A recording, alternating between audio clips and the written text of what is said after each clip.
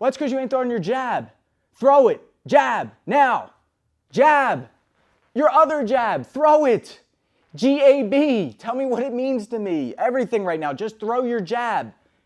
Either you throw the jab or I'm throwing in the towel. All right, that's it. That's it. Does that sound familiar to any of us? Listen, whether you're the fighter or the coach, I'm going to give you 3 ways to make your jab dangerous. Now, be honest with me, Bob. How come you weren't throwing the jab out there, man?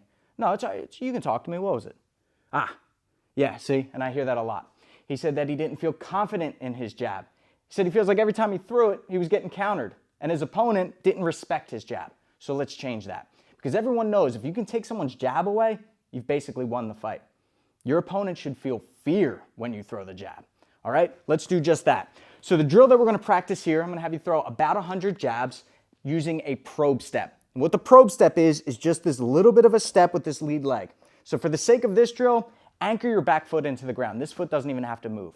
When you start to fight and spar and move around, yeah, it's going to be more dynamic and you're going to be moving both your feet. But for the sake of this drill, I want you to keep this foot in the same spot. This foot is going to step forward just a couple of inches, just enough to land this punch, right? I'm too far away. If I step, I can now hit Bob with my punch, okay? I sync it up so that when the foot goes out and it hits the ground, the hand hits the target. As the foot comes back, hand comes back. Out, in, okay? So the first thing that we need to work on is our power percentages, all right? If we want a lot of power in our shot, then we're gonna shift a lot of our weight forward as we throw it. But we wanna be careful, especially early on in the fight, early on in the round, so we wanna keep most of the weight in our back leg, which looks like this, right? I'm not fully committing to it necessarily.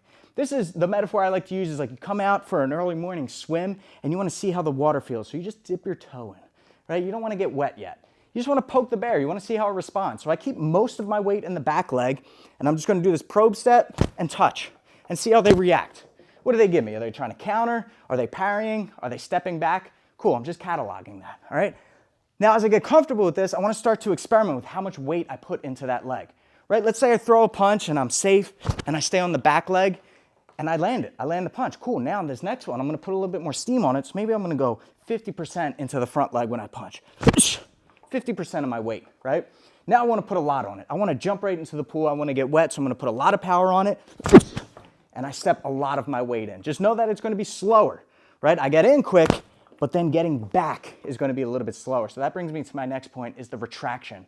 I need to make sure that I'm pulling my hand back to guard, and I like to have a physical cue of touching my eyebrow, right? Not my chin, it's a little low, the eyebrow, and I touch with either my thumb or my index finger, okay? And if I don't feel that connection, it was probably a lazy jab. No good, right? So if I keep getting countered with that overhand right, it's likely because I'm being lazy with the retraction. A lot of us only practice 50% of our punch. We throw it, we land it or not, and we're like, cool, I threw the punch. No. That's the first half. The second half is pulling it back quick. So think about punching a trampoline, right? His head or his body is a trampoline, and I'm bouncing it off of them, okay? So the retraction is key. If you find yourself still getting countered, we need to work on our offhand defense. What is this hand doing, all right? I don't just leave it floating in space here. I can either parry their punch, I can block a hook, I can block the overhand. So we keep talking about this overhand right.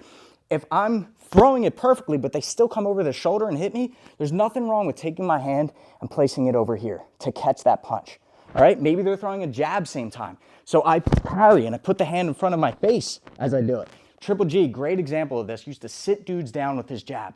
They would step in with a jab the same time he did. He would catch theirs, so he'd protect himself, and they would come running into the jab, and he would knock them down with it. All right, they throw a left hook. That's when I keep it over here, and I bring my thumb to my shoulder. Now, the last point is have some sort of follow-up. All right, double up your jab, triple up your jab, but watch them land and react accordingly. See where the openings are and take it. Or throw your follow-up punch.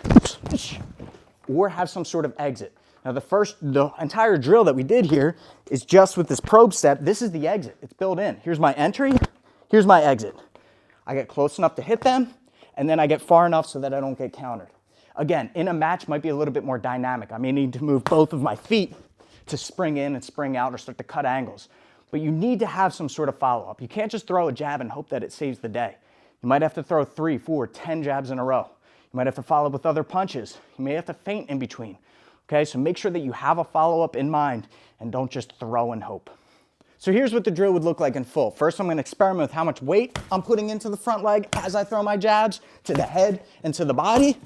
Then I'm starting to work my offhand defense, making sure that my retraction is clean. I'm pulling the punch all the way back to guard. Imagining various punches coming in, and I'm defending against all of them, okay? Then I start to add in the follow-ups.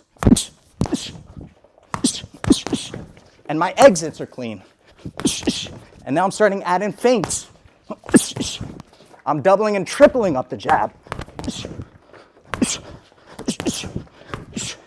If you like the idea of this drill, then you are going to absolutely love the new content that we've got on Magnus. Follow along to a 12-round shadowboxing program where I coach you through the combos, strategies, and breathing exercises to work your reaction time, your endurance, your footwork, head movement, and punch combinations.